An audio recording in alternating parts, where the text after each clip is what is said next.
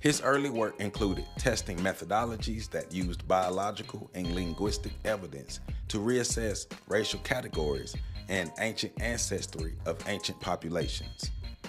In his 1954 thesis, later published as Negro Nations and Culture, Diop argued that ancient Egypt was populated by Black Africans and that its culture and language exerted deep influence on the rest of the continent.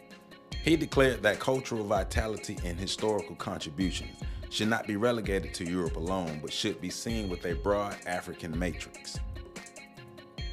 The African Origins of Civilization, Myth or Reality, published in 1967.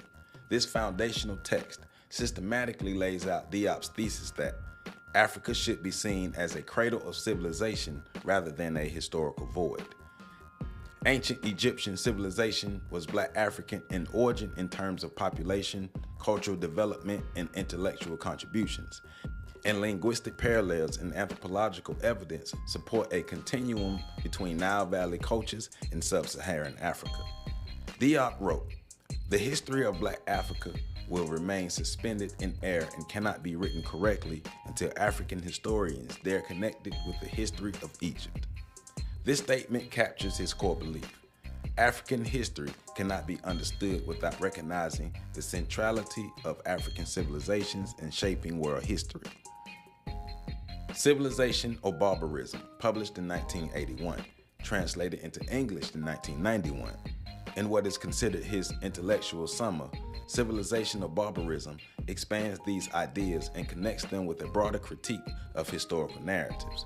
European colonizers propagated histories that depicted Africa as inferior or primitive. This distortion formed part of a worldview that justified slavery, conquest, and racist ideologies. By scientifically reclaiming Africa's intellectual and civilizational achievements, especially those of ancient Egypt, Diop positioned African peoples as agents of world history rather than passive observers. He explicitly argued that many ideas traditionally considered Greek or Western had origins in African thought and practice. For example, contributions in mathematics, astronomy, architecture, and philosophy. Diop's work was fundamentally anti-racist in its goal.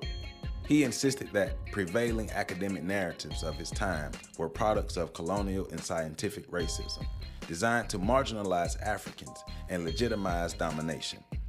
By reconstructing evidence from linguistics, anthropology, and archaeology, he contested the long-standing assumption that Europe was the exclusive source of civilization and progress.